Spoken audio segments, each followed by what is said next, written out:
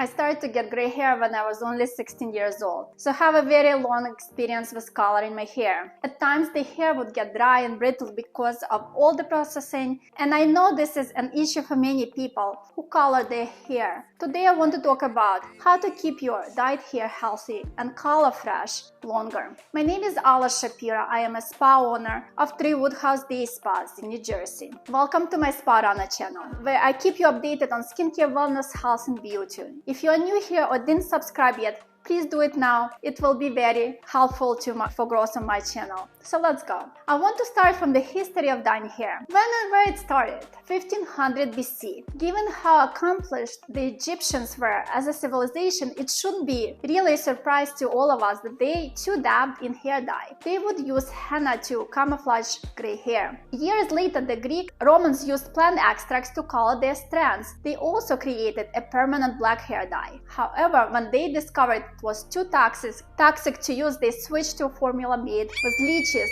that had been fermented in a lead vessel for 2 months. It took a few hundred years to expand the color choices beyond black. As you see, dyeing hair started a long time ago. But what are the reasons we dye our hair today? There are many reasons why people dye their hair. From covering gray hair to restoring the original color after it's been discolored by the sun. But actual dyeing hair gives us self-confidence. The anticipation of the promised results can fill us with a sense of pride and provide us with sessions of therapy. True, right? So how to keep your color fresh and your hair silky, shiny, and smooth? There are 10 top tips to keep your dyed hair healthy and color long last. Number 1, wash your hair less frequently. The more This is Theo. Number 1, wash your hair less frequently. The more you wash, the quicker your color will fade. So buy back some time in your everyday routine and skip the frequent washing. The best way to care for your color is to wash only 2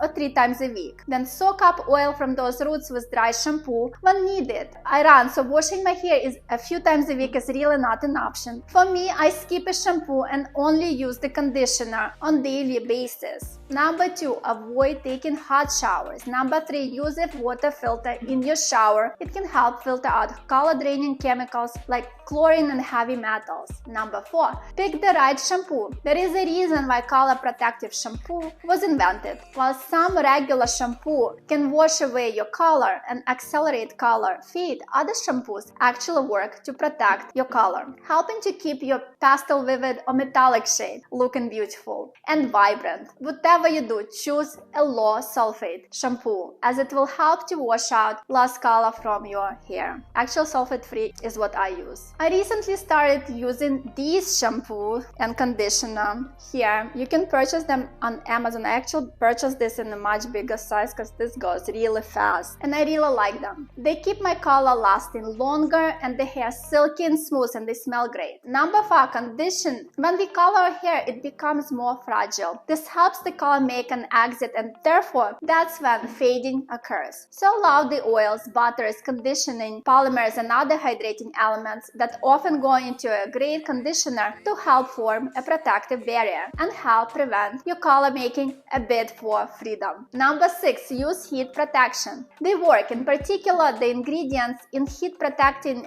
sprays reduce heat damage, most likely by evening out how hair heats up. However, they can't insulate your hair from most of the damage, so you still need to minimize your hair's exposure to heat. Number 7, make time for masks. If you've been on a color break and become slack about masking, now's the time to get back on the wagon. Just 5-10 minutes of masking twice a week can add a super dose of healing nourishment that helps to repair damaged hair, increase shine, and naturally keep that color going stronger for longer. So the mask that I really like is the Remedy from Overtone. This is what I use once or twice a week. I do use this Oribe Gold Lust oil or Moroccan oil when I style. Let's see what else I have. That's it. So I showed you my shampoo, conditioner, mask, and oils. Number 8. Air dry. All that heat from blow dry, straightening, and curling irons may not only be damaging to the hair but also contributing to moisture loss and compromising the radiant color.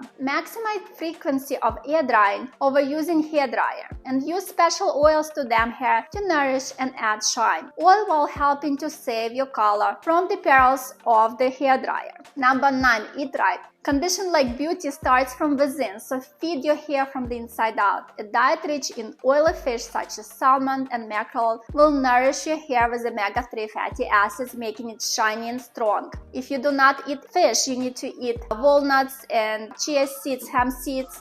They contain omegas as well. And you can hear my cats talking with me. And also supplement with vitamin E. It helps with dry, brittle hair. If you enjoyed this video, you will certainly enjoy the video on how to keep your skin healthy with this video next. Until next time.